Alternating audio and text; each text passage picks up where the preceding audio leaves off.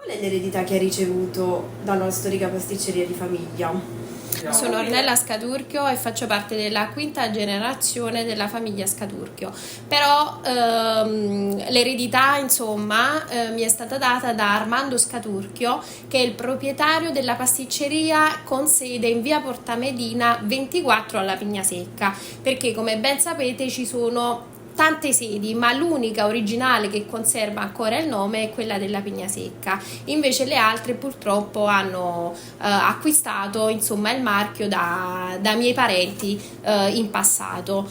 Quindi portiamo avanti insomma questa tradizione di famiglia, però cercando di allontanarci anche dal campo della pasticceria e avvicinandoci a quello della gelateria. Considerando i tre gusti introdotti durante il periodo di Pasqua, cioè casatiello, pastiera e fava, perché sono stati scelti proprio questi tre gusti e come è stato possibile conservarne il sapore anche sotto forma di gelato?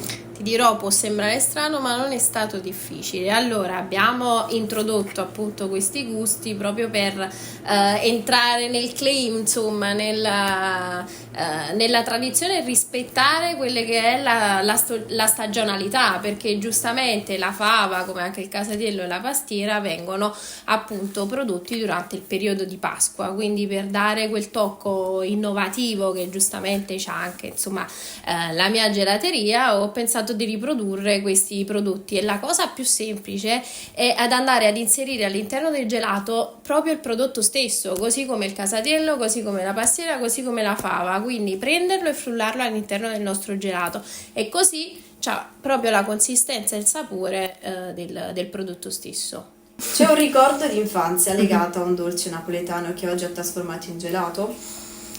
Allora, ricordo d'infanzia che è legato diciamo alla napoletanità, non proprio, nel senso che comunque la sfogliatella, come il babà, come il presidenziale, sono dei prodotti che sono nati prima, insomma, della mia nascita, però ho riprodotto un qualcosa che mi ha ricordato l'infanzia, che è la Camilla, che mi fa, insomma, ritornare bambina, e quindi ho pensato di riprodurlo.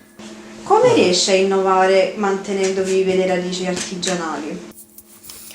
Allora, diciamo che cerchiamo di innovare mantenendo l'artigianalità, perché l'artigianalità viene soprattutto da prodotti freschi, come ad esempio anche l'utilizzo del latte. Non viene utilizzato del latte UHT o del latte a lunga conservazione, ma viene bensì usato del latte, così come della panna, freschi, e anche frutta e verdura quando si tratta comunque di prodotti salati, che sono tutti estremamente freschi. Quindi questo fa sì che il prodotto resta naturale, più che artigianale si dice naturale, perché gli artigiani tutti possono fare un prodotto artigianale, però a noi è propriamente naturale. Hai mai riflettuto su un equilibrio tra gusto, benessere e tradizione nei tuoi prodotti? Sì, diciamo in tutti i prodotti che ho, perché alla fine noi non utilizziamo emulsionanti, conservanti, degli aromi particolari, ma cerchiamo appunto di avere tutto al naturale. Ti porto un esempio, se posso, no? Come il gelato al puffo. Tutti mi dicono: ce l'hai il puffo? No, non lo tengo sto puffo, perché il puffo è un gusto che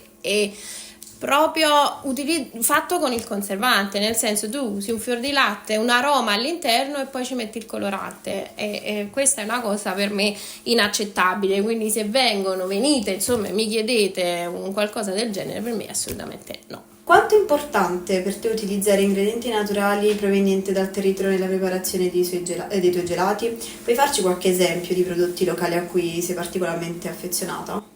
Allora, sì, ti porto subito un esempio. Io sono molto affezionata al basilico, lime e zenzero, che è un prodotto che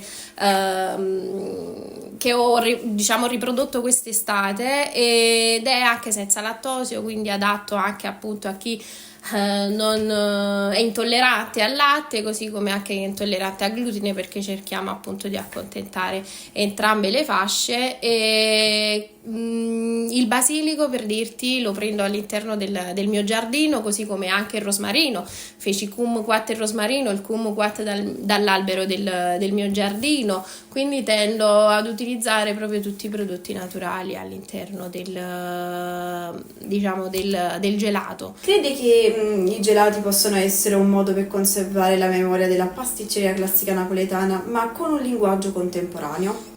Assolutamente sì, come dicevo, come il gusto pastiera, anzi alcune volte addirittura il gelato risulta più buono della pasticceria, però non vogliamo denigrare ovviamente il maestro Armando Scaturchio perché sennò mi uccide anche, però sì, alcune volte anche con qualche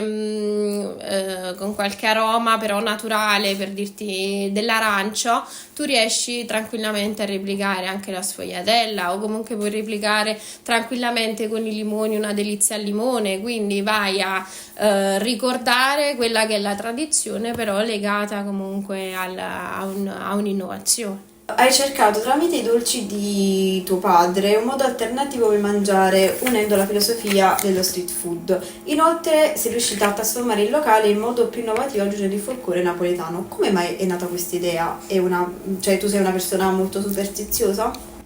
Allora, io sono una persona molto superstiziosa, nel senso che sono una persona che crede molto al destino. Infatti, non per questo io all'interno del locale ho creato una tombola dove all'interno ci sono dei numeretti e ogni gusto di gelato è legato appunto ad un numero. Quindi se tu non sai che gusto scegliere, lo peschi dalla tombola e il numero che ti esce, quello sarà insomma il tuo gusto destinato a te. Diciamo che l'idea, il concept è nato anche grazie a mio padre, perché lui disse: perché non proviamo a fare qualcosa di particolare?